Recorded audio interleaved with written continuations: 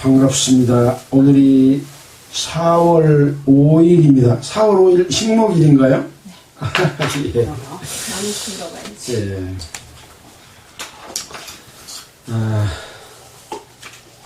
중동전이 뭐 전쟁이 끝날 것 같이 하면서도 더욱더 많은 나라들이 중동의 그 지형적인 또 중동의 옛날 에덴 동산이 있었던 곳이기 때문에 석유가 많이 나지 않습니까? 석유의 수송으로 인한 페르시아만의 공세로 인해서 전 세계의 이목이 집중되어 있는 것 같습니다. 하나님의 역사와 그 뜻이 어떻게 이루어질지 하는 부분들을 성경을 통해 늘 관심을 갖고 또 이스라엘 백성들은 마지막 때는 하나님 함께하고 계시기 때문에 그들을 통해서 보여주시는 하나님의 능력을 우리는 또 볼 수 있을 것이라고 생각이 됩니다. 우리는 신약 성경을 매주 한 장씩 끝냈고 또 구약 성경 창세기에서부터 에스더까지를 매주 한 장 내지는 두 장, 또 양이 많으면 반 장씩 이렇게 성경을 쭉 공부해 왔습니다. 하나님께 감사하는 부분은 기록된 말씀 통해서 하나님의 백성이 어떻게 살아야 될지를 구약의 역사를 통해서도 교훈 주시고 계시다 하는 것들을 우리는 깨닫고 알고 또 그렇게 살고 있습니다. 이번 주부터는 이제 욥기서를 할 차례입니다. 욥기서는 여러분이 잘 아시지만은 욥기는 욥이 까닭없이 많은 그 고난과 피해를 당하면서도 하나님을 저주하거나 비방하지 않고 믿음을 지키는 그런 부분에 대한 책이라고 할 수 있습니다. 자, 이 욥기는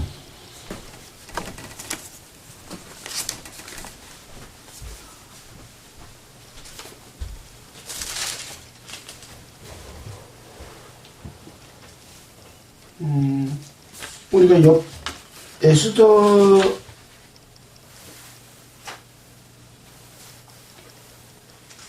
아니요 9장 20절부터 10장까지 지난주에 했습니다. 예.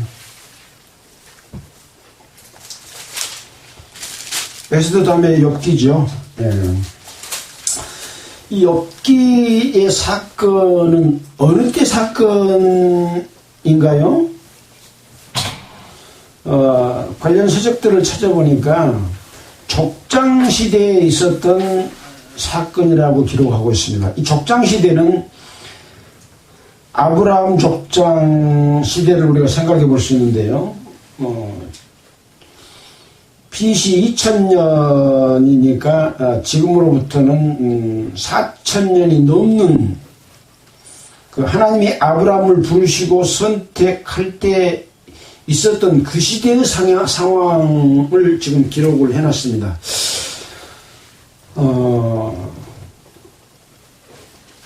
그래서 이 사건이 우리에게 주는 의미, 욥은 과연 어떤 사람이고 하나님과의 관계는 어떻고 어떤 믿음을 지켰는가, 또 욥을 시험하는 사단의 정체가 무엇인가 라고 하는 것을 우리는 살펴봐야 될 것 같습니다. 이 욥의 등장인물을 보면 욥이 있고 또 여호와 하나님이 계시고 그 다음에 하나님의 아들들이 나오고 사탄이 나옵니다. 그래서 욥과 하나님과 하나님의 아들들을 대적하는 사탄으로 인하여 어떤 일이 발생했고 그 사건이 주는 의미가 무엇인지를 우리가 배우는 것이 중요하다고 생각이 됩니다. 제가 욥기서를 이렇게 쭉 읽으면서 이것은 욥의 개인의 문제가 문제라기보다는 하나님의 백성에 관한 문제, 교회에 관한 문제로 넓게 보는 것이 욥기를 이해하는데 오히려 올바른 이해가 되지 않을까 그런 생각이 들었습니다. 잘못이 없음에도 불구하고 어떤 사탄의 미혹과 사탄의 역사로 말미암아 엄청난 고난을 받는 그 고난, 성도들의 삶 속에서도 본인의 잘못이기보다는 또 이스라엘 역사 속에서도 왕들이나 제사장이나 이스라엘 백성을 이끌었던 자들의 잘못으로 백성이 고난을 받는 일이 많았지 않습니까? 이런 것을 봤을 때 욥의 개인으로 보는 관점도 물론 필요하지만 하나님의 그 백성으로서, 지금으로 말하면 교회로서 욥의 그 고난을 어떻게 볼 것이냐 하는 부분도 우리가 함께 생각해 볼 필요가 있다라는 생각이 들었습니다. 자, 욥기 1장 1절부터 읽어가면서 함께 여러분과 생각해 보도록 하겠습니다. 욥기 1장 1절. 우스 땅에 욥이라 이름하는 사람이 있었는데 그 사람은 순전하고 정직하여 하나님을 경외하며 악에서 떠난 자더라. 1장 1절에 나와 있는 내용을 보면 우스 땅이라고 하는 데가 어디일까요? 지금 성경은 이스라엘을 중심으로 기록되어 있는데 4절에 보면 이 사람은 3절에 보면 이 사람은 동방 사람 중에서 가장 큰 자라. 이게 이스라엘의 동쪽에 있는 나라다. 땅이다. 우스 땅이. 그렇게 볼 수 있는 거죠. 또 신약성경에서도 예수님이 태어나셨을 때 동방 박사들이 별을 보고 예수님을 찾아온 일이 있었지 않습니까? 중동의 동쪽은, 극동 지역은 우리나라가 가장 동쪽이고 물론 일본이라는 섬이 있기도 합니다만은 그 동쪽 지역 우수 땅에 욥이라고 하는 사람이 있었는데 그 사람은 순전하고 정직하여 하나님을 경외하며 악에서 떠난 자더라 라고 기록을 하고 있습니다. 이때 당시는 율법을 주기 이전의 시대이지 않습니까? 아브라함 시대에는 율법을 준 적이 없습니다. 그럼 율법을 주지 않았다고 해서 선과 악이 구별되지 않았을까요? 선악의 구별은 언제 사람이 선악을 구별할 수 있었나요? 에덴 동산입니다. 에덴 동산 한번 보고 갈까요? 창세기에 보면은 창세기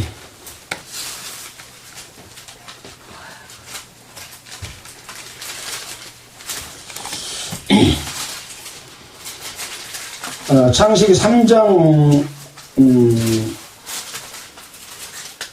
5절에 보면 이런 말씀이 있습니다. 너희가 그것을 먹는 날에는 너희 눈이 밝아 하나님과 같이 되어 선악을 알 줄 하나님이 아심이니라. 이 선악과를 따먹으면 선악을 분별할 것을 하나님이 알았다 그랬습니다. 여자가 그 나무를 먹음직도 하고 보암직도 하고 지혜롭게 할 만큼 탐스럽기로 하니라.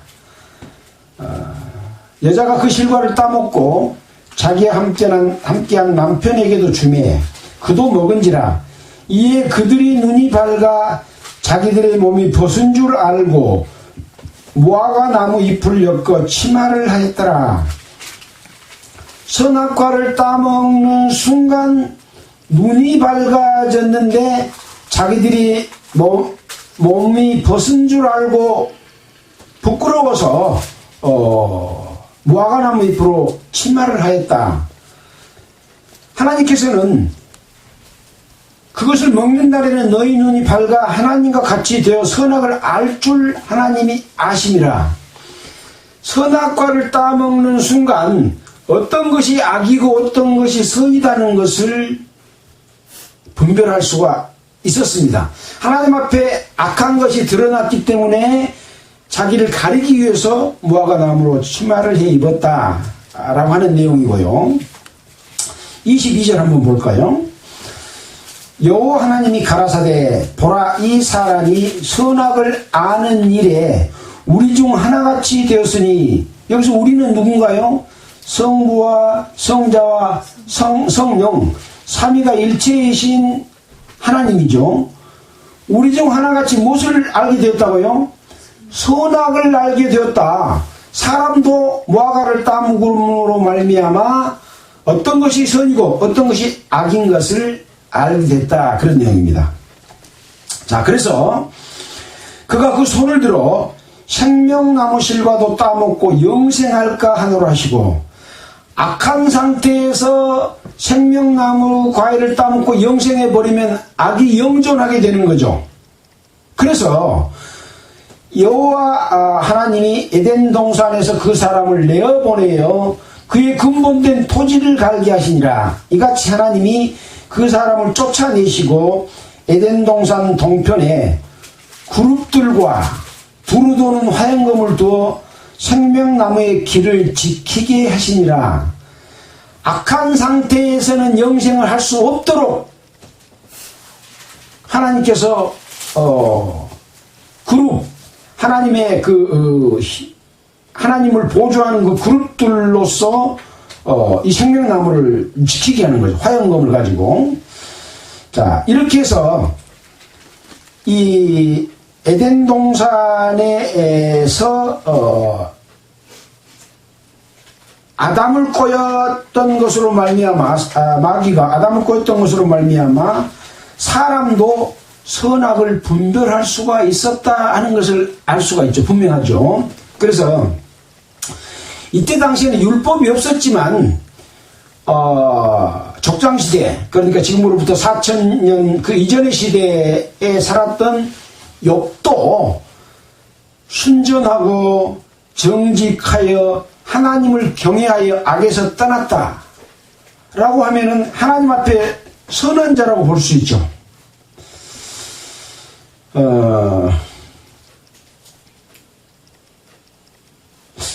인류 역사를 살펴보면 이 창세기의 역사 속에서 아담과 이브가 범죄함으로 말미암아 내어 쫓겼습니다. 그 이후에 그 역사를 보면 이제 가인과 아벨이 나옵니다. 근데 가인이 아벨을 죽였지 않습니까? 그래서 셋을 주어서 항상 하나님께 속한 자의 역사를 이어져 오도록 그렇게 했습니다. 자, 그래서 이제 쭉 인류가 퍼져 나갔고, 그 다음에 이제 노아의 홍수가 있었습니다. 창세기 6장 한번 볼까요? 창세기 6장. 왜 우리가 이 시대를 살펴보냐 하면, 욥은 족장시대에 살았던 사람이기 때문에 그때의 시대적 배경을 이해하지 못하면 욥을 충분히 알 수가 없기 때문에 그렇습니다. 6장 1절 창세기. 사람이 땅 위에 번성하기 시작할 때에 그들에게서 딸들이 나니 하나님의 아들들이 사람의 딸들의 아름다움을 보고 자기들의 좋아하는 모든 자로 아내를 삼는지라. 여호와께서 가라사대 나의 신이 영원히 사람과 함께하지 아니하리니 이는 그들이 육체가 됨이라. 그러나 그들이 나를 120년이 되리라 하시니라. 당시에 땅에 네피림이 있었고 그 후에도 하나님의 아들들이 사람의 딸들을 취하여 자식을 낳았으니 그들이 용사라 고대 유명한 사람이었더라. 사람의 죄악이 어떻게 시작되고 그걸로 인해서 죄악이 계속 되도록 내려갔는가 하는 것을 보여주는 것이 창세기 6장인데, 하나님의 아들들이 사람의 딸들의 아름다움을 보고 좋아하는 모든 자로 아내를 삼았다. 모든 자는 한 사람입니까? 여러 사람입니까? 여러 사람이죠. 모든 자니까. 그래서 여기 하나님의 아들들이 과연 누굴까? 아담과 아담의 후손들이라고 보기는 어렵겠죠. 그래서 이 천사들이다라고 이제 이렇게 그 성경학자들은 보는 입장에 있어서 천사와 사람들이 육체적인 관계를 맺고 아들을 낳았는데 자손을 낳았는데 그들이 이 네피림이 되었다. 네피림은 뭔가요? 아주 거대한 사람들, 키가 크고 장대한 사람들을 네피림이라고 합니다. 근데 육체로 범과를 했다.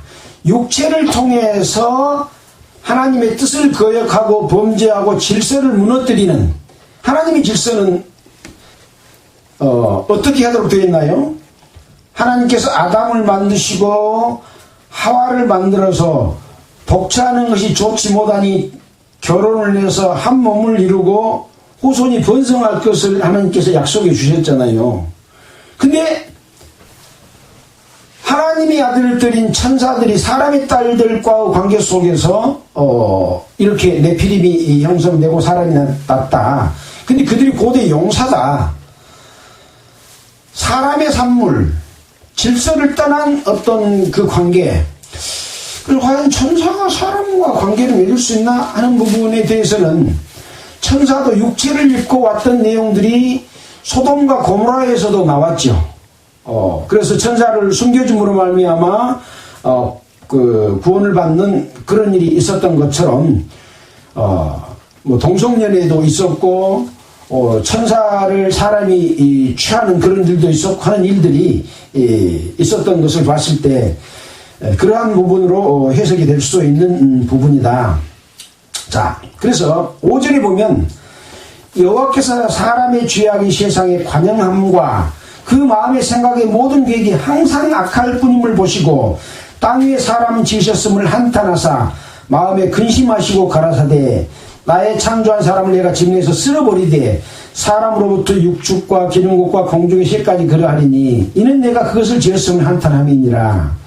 이렇게 해서 노아의 홍수 사건으로 인류를 노아와 노아 8식구 외에는 전체 짐승까지도 다 진멸했던 그런 기록이 창세기에 기록이 되어 있습니다. 이때 9절에 보면 노아의 사적은 이러하니라. 노아는 의인이요 당세의 완전한 자라. 그가 하나님과 동행하였으며 그가 세 아들을 낳았으니 셈과 함과 야벳이라. 때에 온 땅이 하나님 앞에 폐기하여 강포가 땅에 충만한지라. 하나님이 보신즉 땅에 폐기하였으니 이는 땅에 모든 혈육이 있는 자의 행위가 폐기함이었더라. 그렇지만 노아는 그때 당시에 완전한 자였다. 하나님과 동행했다. 라고 기록을 하고 있습니다. 이와 마찬가지로 이 욥도 똑같은 그런 노아와 같은 그런 사람이었습니다. 욥은 욥기 1장으로 다시 돌아와서 그 사람은 순전하고 정직하여 하나님을 경외하며 악에서 떠난 자더라. 율법을 주신 이유처럼 죄를 지어서 짐승을 잡아 제사를 지내고 어떤 것이 그런 것을 떠나고 그런 법이 없을 때에도 아까 선악을 분별할 수 있는 그 분별함으로 하나님의 뜻을 따라서 살았던 자다라고 할 수 있는 거죠.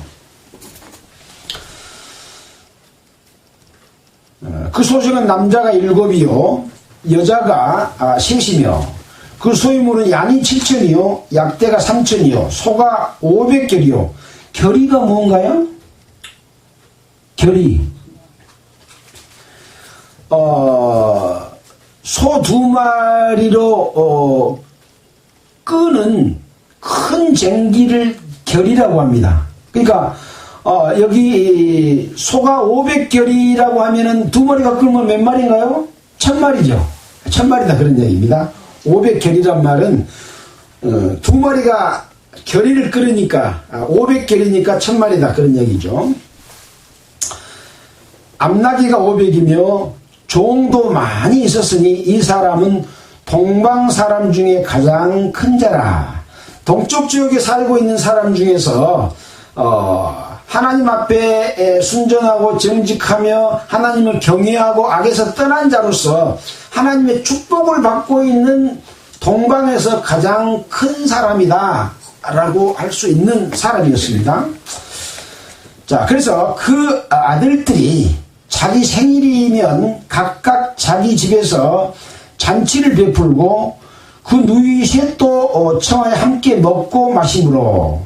그러니까 아들들이 이렇게 자기 생일이 되면 부모와 누이까지 다 불러서 함께 먹고 마심으로 그 잔칫날이 지나면 욥이 그들을 불러다가 성결케 하되 아침에 일어나서 그들의 명수 인원대로 번제를 드렸으니 이는 욥이 말하기를 혹시 내 아들들이 죄를 범하여 사람으로 하나님을 배반하였을까 함이라.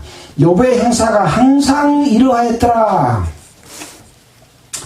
자기는 하나님 앞에 완전한 자고 순전하고 정직하고 하나님을 경외하고 악에서 떠난 자였지만 자기 아들들도 혹시라도 살아가면서 어떤 죄가 지었을지 모르니까 번제를 드려서 인원수대로 번제를 드려서 하나님 앞에 그 죄를 사함을 받고 늘 하나님과 자기처럼 악에서 떠난 그런 삶을 살 수 있도록 하는 그런 역할까지 하는 그런 신앙, 지금으로 보면 신앙의 사람이라고 할 수 있는 거죠.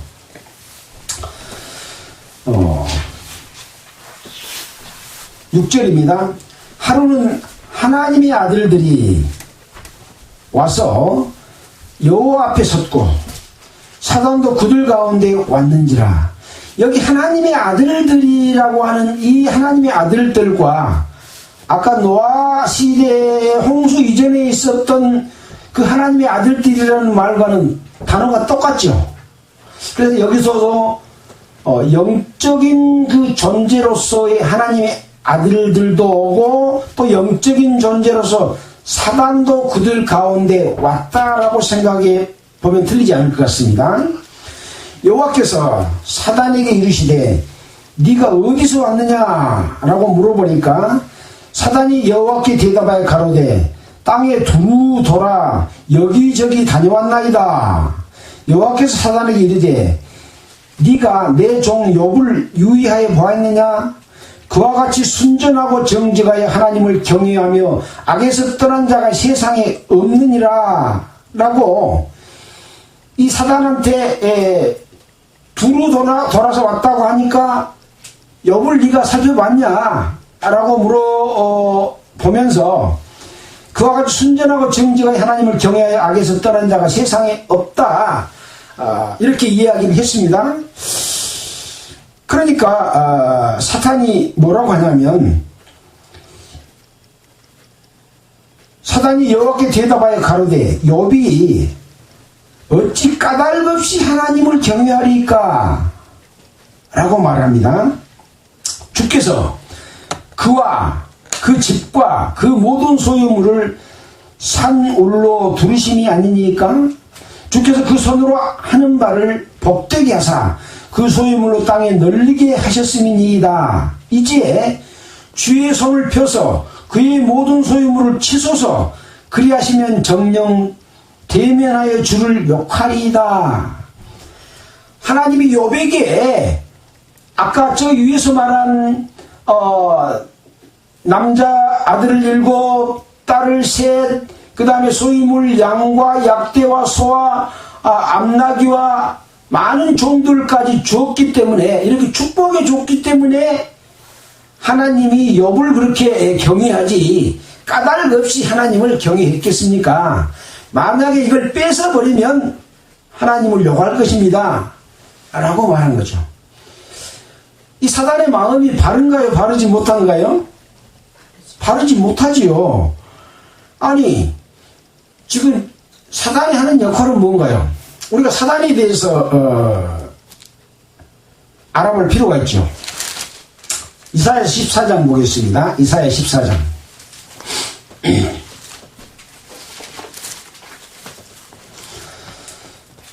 이사야 14장은 12절 한번 볼게요.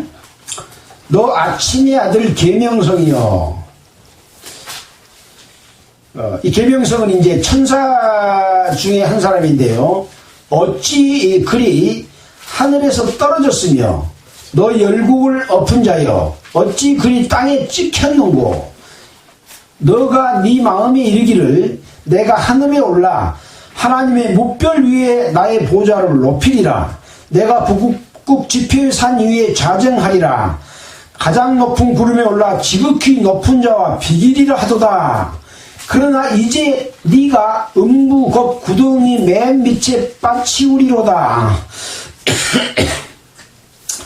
이 이사야 14장은 이스라엘 백성이 포로로 잡혀갔다가 되돌아와서 다시 본토에 거하고 새롭게 나라를 이룰 그때에 일어날 일에 대한 그 애언으로서 이 아침의 아들을 계명성을 거론하면서 이 아침의 아들 계명성이 하나님과 비기리라, 지극히 높은 자와 비기리라 하면서 대적하다가 쫓겨나서 공중권세 잡은 자, 마귀, 사단이 된 자입니다. 지금 그 사단이 지금 욥에게 나타난 거죠. 나타나서 지금 사단이 욥을 꼬이고 하나님 앞에 이런 지금 말하자면은 개교로서 하나님 앞에 지금 구하고 있는 그런 내용이라고 볼 수 있는 거죠. 자, 여기 땅에 두루 돌아 여기저기 다녀왔나이다 하는 내용으로는 뭐하러 돌아다녔을까 라고 하는 부분, 뭐하러 다녔겠어요? 사단의 역할이 뭔가요? 에덴 동산에서 아담과 이브를 꼬여서 하나님과 사람이 올바른 관계로 서로 좋게 되지 못하도록 질투하면서 자기가 하나님의 자리에 높아지려고 하는 그런 악한 생각을 가지고 지금 세상에 돌아다니고 있는 거죠. 베드로전서 5장 8절을 보겠습니다. 베드로전서 5장 8절.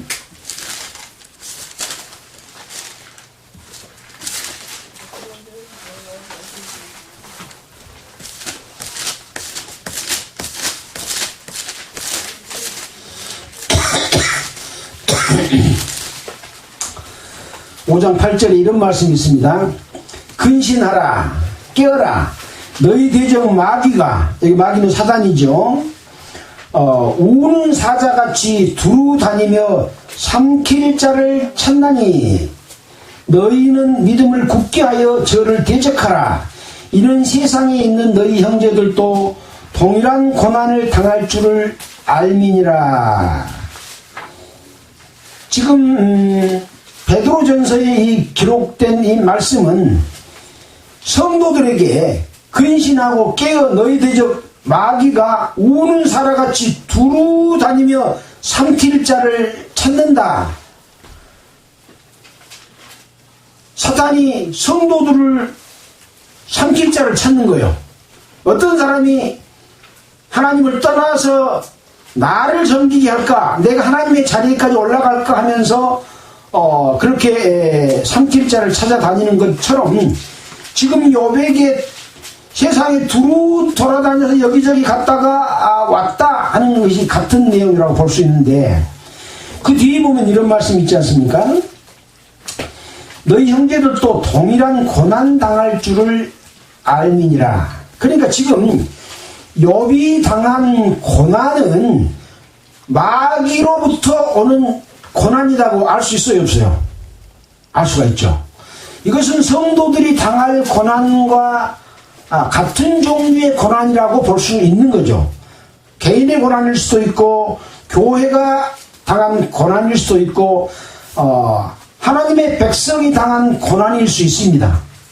이스라엘 백성들이 이 왕이나 제사장이나 그 높은 위치에 사람 있는 자들이 범죄함으로 말미암아 바벨론으로 포로 잡혀갔다가 지금 되돌아왔지 않습니까? 그런 것과 같은 거라고 할 수 있는 거죠. 자, 그래서 이런 의미를 가지고 욥기서를 봤을 때 욥기서의 이해가 더욱 쉬워질 것이다 하는 생각을 가져봤습니다. 물론 살펴보면서 그런 부분들은 세심하게 관찰해 보도록 하겠습니다. 자, 그래서 이렇게 사단이 그 소유물을 다 뺏어버리면 주를 욕할 것입니다 하고 이제 11절까지 말했지 않습니까? 12절에 여호와께서 사단에게 이르시되 내가 그의 소유물을 다 네 손에 붙이노라. 오직 그의 몸에는 손을 대지 말지니라. 사단이 곧 여호와 앞에 물러가니라. 하나님께서는 이 사단의 미혹을 허락을 해주고 있는 장면이지 않습니까?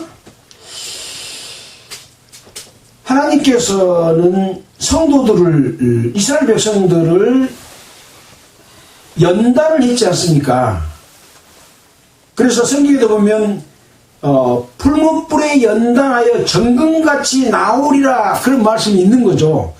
성도들은, 이스라엘 백성들은 항상 죄를 범할 수 있는 가능성을 갖고 있었고 하나님께서는 그것을 아십니다. 그래서 그 연단을 통해서 그걸 이기고 하나님 앞에는 순전하고 깨끗한 거룩한 성도로 정금같이 나올 것을 말해줬기 때문에 사단에게 그 시험을 허락한 이유는 연단을 하기 위함이다 라는 생각을 가져보게 됩니다. 그러나 하나님께서는 무조건 사단에게 모든 걸 다 허락한 거 아니라 그의 몸에는 손대지 마라, 재산만 뺏어라, 이렇게 얘기를 한 것이지 않습니까? 자, 그래서 하루는 욥의 자녀들이 그 맏형의 집에서 식물을 먹으며 포도주를 마실 때, 이제 아까 저 앞에서 나와 있던 것처럼 지금 잔치를 하고 있는데 사자가 욥에게 와서 고하되, 욥의 재산을 관리하고 이런 사람들 중에 한 사람이 지금 욥에게 와서 고하되, 소는 밭을 갈고 나귀는 그 곁에서 풀을 먹는데 서가 사람이 갑자기 이르러 그것들을 빼앗고 소와 나귀를 빼앗고 칼로 종을 죽였습니다. 나만 홀로 패한 거로 주인께 고하러 왔나이다. 이거 지금 사탄이 이렇게 하도록 해서 지금 소와 나귀와 종을 빼앗고 죽이는 이런 일을 한 거죠. 그래서 이제 사자가 와서 이제 욥에게 그걸 고해 줬습니다. 그 말이 또 끝나기도 전에 그가 아직 말할 때에 또 한 사람이 와서 고하되, 하나님의 불이 하늘에서 내려와 양과 종을 살라버렸습니다. 그가 아직 말할 때 또 다른 사람이 와서 고하되, 갈대아 사람이 셋대를 지어 갑자기 약대들에게 달려들어 그것을 빼앗으며 칼로 종을 죽였나이다. 그가 아직 말할 때 또 한 사람이 와서 고하되, 주인의 자녀들이 그 맏형의 집에서 식물을 먹으며 포도주를 마시더니 거친 들에서 대풍이 와서 집 내 모퉁이를 치매 그 소년들 위에 무너짐으로 그들이 죽었나이다. 나만 홀로 패한 걸로 주인께 고하러 왔나이다 한지라. 사탄이 욥의 재산을 빼앗으면 하나님께 욕할 것입니다 하면서 이제 하나님이 이 허락을 받고 욥에게 지금 고난을 주고 있는 그런 장면입니다. 어떻게 보면 욥으로 봐서는 참 억울한 일이죠.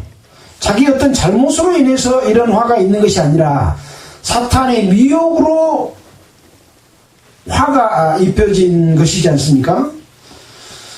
성도들은요, 늘 사탄으로부터 꼬임을 받습니다.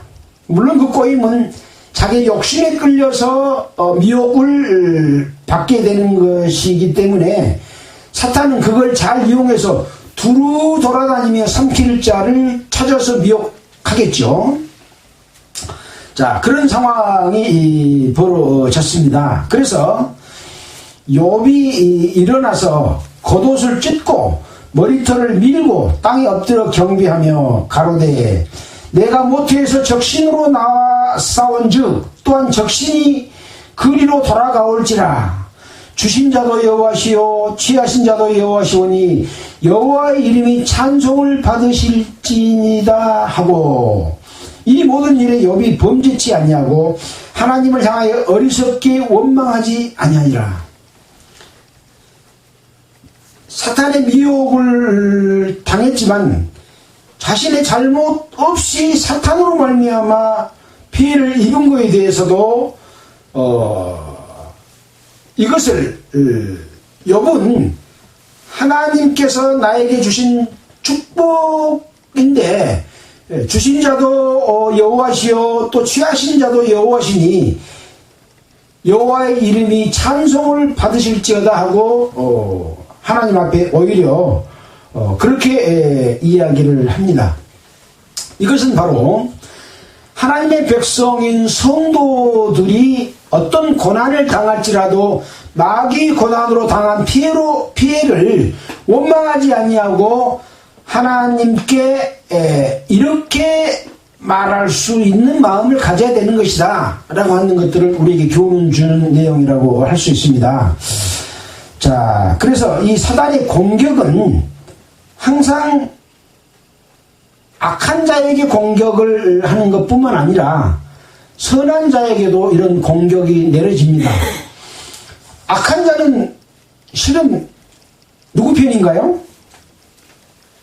사단하고 같은 편이요. 악한 자를 공격해서 죄짓게 할 필요가 없어. 왜? 자기하고 같은 동료니까. 사단은 선한 자만 찾습니다. 하나님 앞에 의로운 자만 찾습니다. 하나님을 잘 공격하는 사람을 찾습니다. 올바른 믿음 있는 교회를 무너뜨리려고 하지, 마귀의 미혹, 거짓 사도들의 미혹으로 잘 잡혀진 종교 집단에는 마귀가 신경 안 씁니다. 같은 편이니까.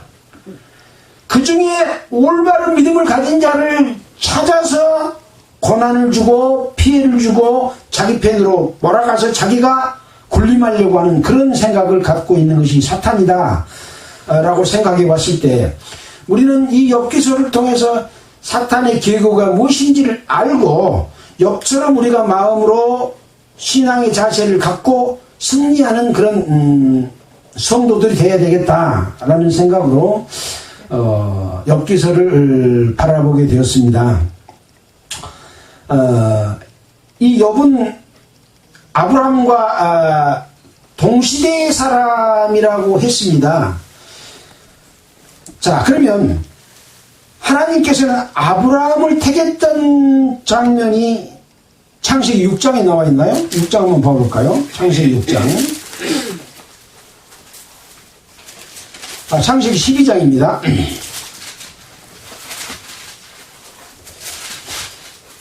창세기 12장 구약성경 14페이지입니다. 여호와께서 아브라함에게 이르시되 너는 너의 본족 친척 아비집을 떠나 내가 네게 지시할 땅으로 가라. 내가 너로 큰 민족을 이루고 네게 복을 주어 내 이름을 창대케 하리니 너는 복의 근원이 될지라. 너를 축복하는 자에게 내가 복을 내리고 너를 저주하는 자에게 내가 저주하리니 땅의 모든 족속이 너를 인하여 복을 얻을 것이니라 하신지라. 하나님이 아브라함을 불렀는데 아브라함에 대해서는 노아처럼 당대의 의인이라고 하는 말이 없습니다. 또 욥처럼 정직하고 착하고 하나님께 악을 행하지 않고 하나님을 공경하는 자다, 그런 말도 아브라함한테는 없습니다. 근데 하나님께서는 아브라함에게 언약을 하셨거든요. 이것은 하나님의 구원 계획이라고 생각해 볼 수 있습니다. 하나님은 아브라함과 같은 사람을 불러서 약속하고 모든 민족들을 구원하는 모든 민족의 조상으로 아브라함을 택했다라고 하는 것을 우리는 알 수 있는 것이기 때문에 세상에는 모든 사람들이 의인은 한 사람도 없습니다.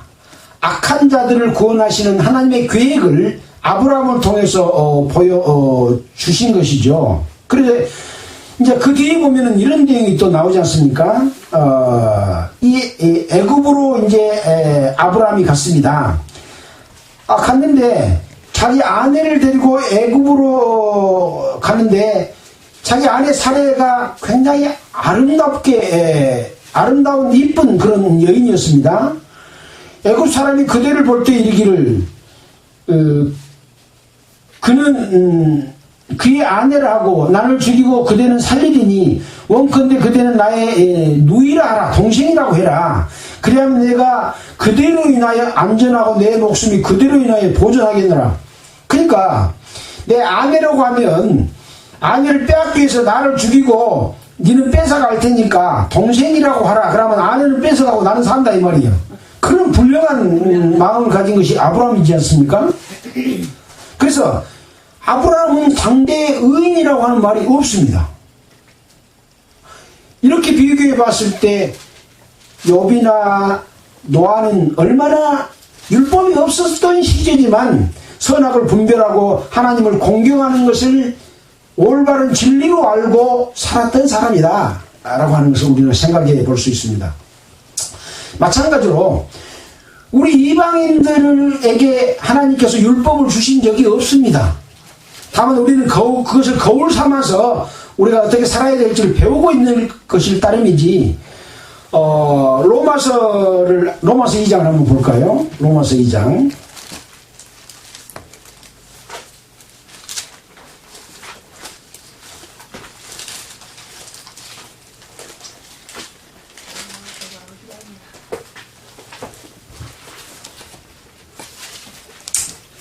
(13절입니다) 12절부터 볼까요?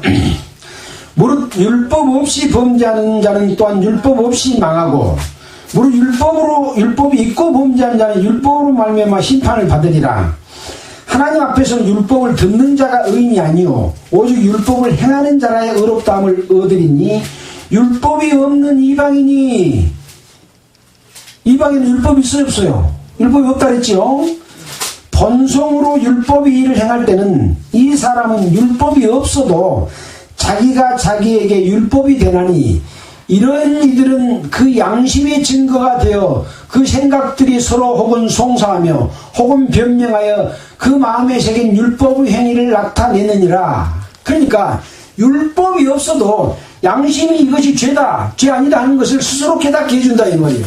선악과를 먹을 때 이 양심이 탁 살아나가지고 오면 내가 하나님 앞에 죄를 짓구나 하고 알았던 거죠.